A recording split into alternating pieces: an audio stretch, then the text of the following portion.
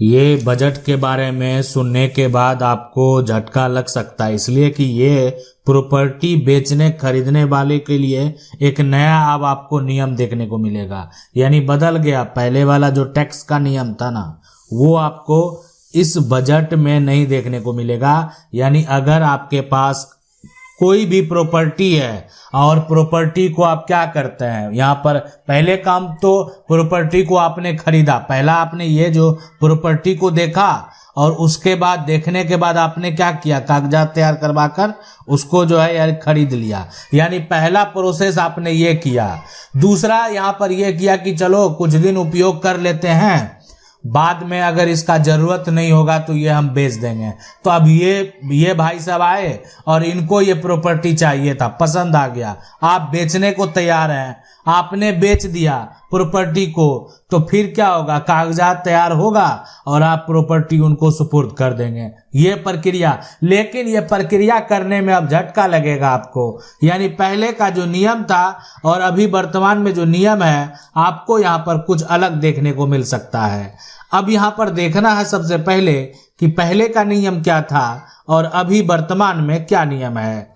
अब यहाँ पर देखें, सबसे पहला बात ये कि किसी भी प्रॉपर्टी की अगर खरीद बिक्री होती है, यानी मान लेते हैं ये जमीन है या ये मकान है, ये मकान का अगर खरीद बिक्री किया जाता है तो एक तो होता है कि इसका जो वैल्यूएशन सरकार के द्वारा, यानी सरकार के द्वारा यहाँ पर जो है कीमत तय किया जाता है और आपका जो कीमत है उसका सेल टैक्स देना होता है। यानी आपका जो भी मान लेते हैं 10% सेल टैक्स हो, 7% हो, अब ये राज्य सरकार के ऊपर डिपेंड करता है। तो ये राज्य सरकार के ऊपर डिपेंड करता है कि वो कितना जो टैक्स है आपसे ले रही है, ठीक है। तो ये आपको हर राज्य में अलग अलग देखने को मिलेगा, कहीं 10 है, कहीं 7 है, कहीं उससे अधिक हो सकता है, कहीं 7 से कम हो सकता है। तो ये जो कहीं पर महिला को जो है ये छूट दिया गया है कि अगर महिला प्रॉपर्टी खरीदती है तो उनको उतना जो है हाई टैक्स, महिला के नाम से अगर कोई भी प्रॉपर्टी को खरीदा गया तो उनको टैक्स जो है वो कम लगेगा।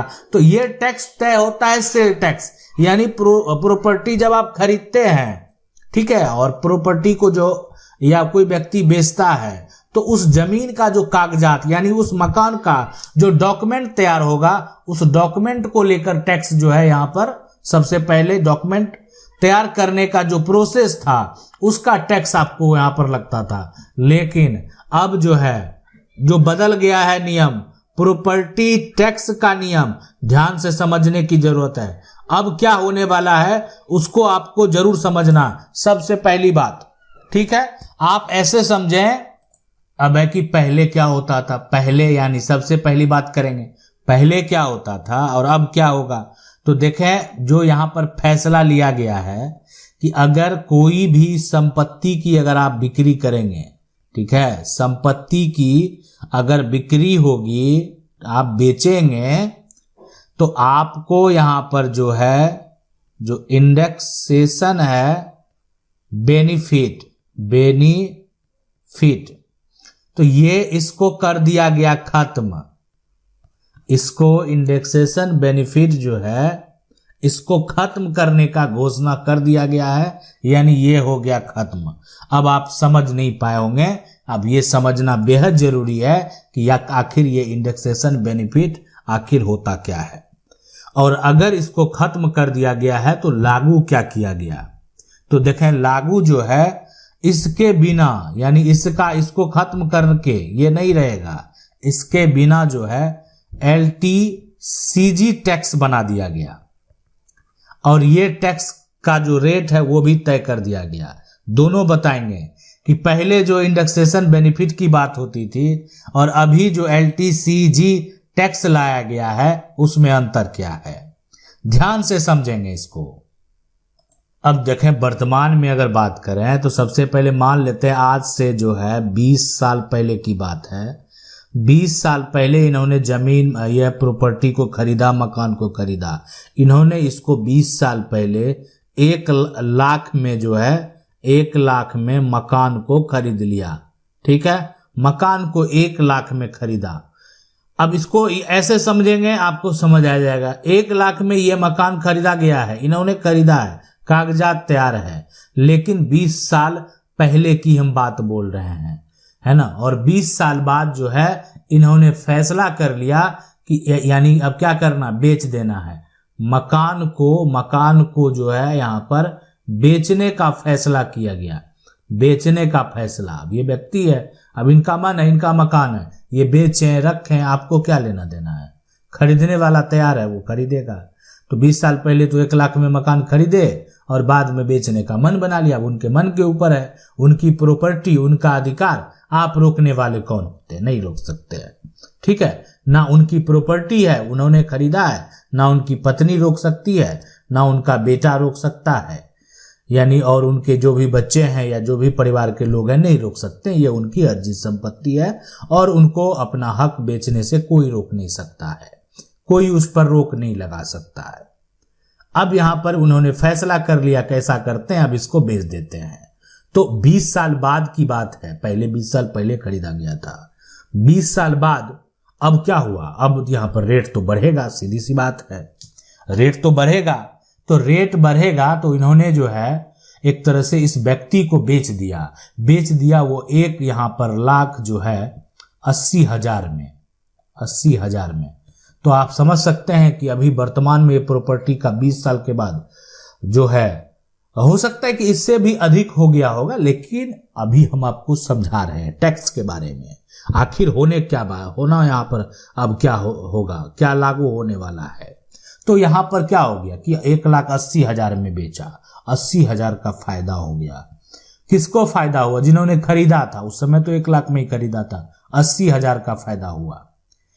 लेकिन अब यहां पर क्या है, सबसे पहले कि अभी यहां पर देखा जाए तो सरकार के हिसाब से, गवर्नमेंट के हिसाब से इसका कीमत 1,80,000 नहीं होना चाहिए था।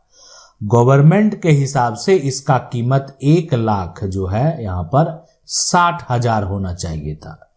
20,000 अधिक में बेच दिया गया, यानी सरकारी रेट से आपने क्या किया, अधिक कीमत में आपने बेचा। सरकारी जो सरकार के द्वारा एक तरह से रेट तय किया गया वर्तमान में, उससे तो आप 20,000 अधिक बेच दिए।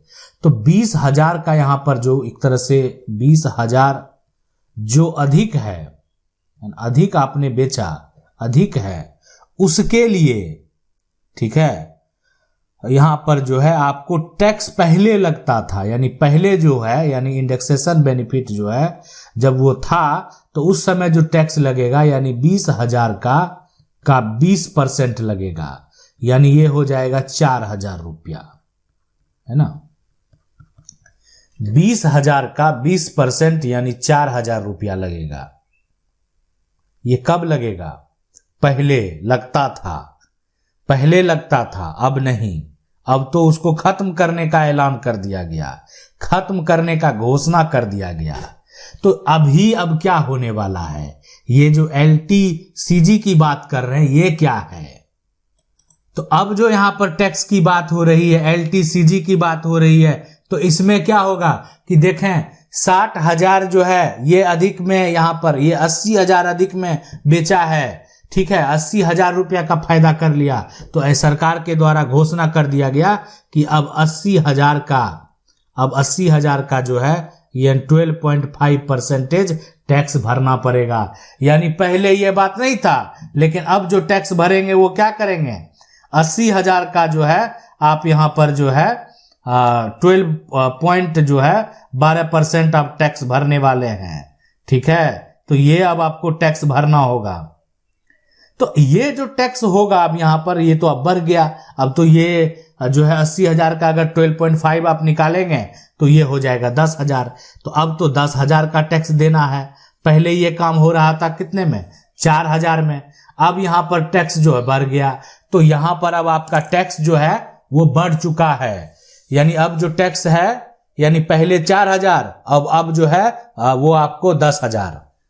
तो इसलिए प्रॉपर्टी खरीदने वाले, बेचने वाले को जो है ये अब समझना चाहिए कि अब जो है आपको यहाँ पर जो टैक्स लगेगा, अब वो डायरेक्ट आपका जो टैक्स होगा वो हो जाएगा यहाँ पर सीजी टैक्स जो है वो रेट अब आपके लिए लागू हो चुका है। अब इसी के हिसाब से अब आपको टैक्स जो है प्रॉपर्टी खरीदने और बेचने के लिए जो है वो भरना होगा। तो आए दिन जो है बदलाव होते रहते हैं, समय समय पर आपको बदलाव देखने को मिलता है। आपकी क्या राय है आप हमें कमेंट में दे सकते हैं, लेकिन आप भी अभी भी आप ढूंढ रहे होंगे कि आखिर ये LTCG है क्या। तो मैं बता देता हूं आपको, यहां पर इसका मतलब जो होता है वो होता है लॉन्ग टर्म।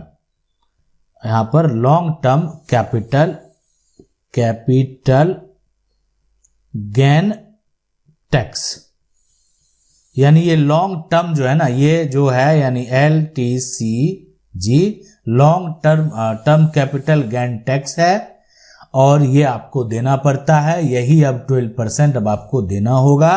पहले 1 लाख का, अब 1,80,000 का। तो 1 लाख में तो आपने इन्वेस्ट आपने किया ही था, कमाया कितना 80,000 रुपया। तो 80,000 का जो 12% है वो आपको सरकार को देना होगा। यानी अब इससे आप नहीं बच सकते हैं। पहले था कि आखिर जितना में खरीदे और जो है बेचे, जो एक तरह से रेट तय हुआ कि वर्तमान में इतना रेट तो होना चाहिए, उससे अधिक में बेचे। जैसे 1,60,000 में बेचना था, ठीक है, उतना रेट में आपको कोई दिक्कत नहीं था, टैक्स नहीं लगता। लेकिन आपने उसमें 1,80,000 में बेचा, 20,000 अधिक में बेच दिया, तो उसका 20% देना होता था। अब वो पैसा का, लेकिन यहां पर तो डायरेक्ट अब आपको 80,000 यानी 80,000 का जो है 80,000 का 12% देना होगा। तो ये यहाँ पर अब बदल चुका है, ये टैक्स अब आपको जो है वो भरना पड़ेगा। अब यहाँ पर देखें कि इस प्रोसेस में आपको काफ़ी कुछ ध्यान में रखने की ज़रूरत है, उसको आपको समझना पड़ेगा। मैं आपको एक बेसिक आइडिया बता दिया हूँ कि आखिर अब नया नियम, नया कानून जो है अब क्या होने वाला है। आशा करते हैं वीडियो अच्छा लगा होगा। वीडियो को लाइक जरूर कर दें। चैनल को अगर पहली बार देख रहे हैं, सब्सक्राइब करके जो बेल आइकन है उसको जरूर दबा लें। मिलते हैं अगले वीडियो में, तब तक के लिए जय हिंद।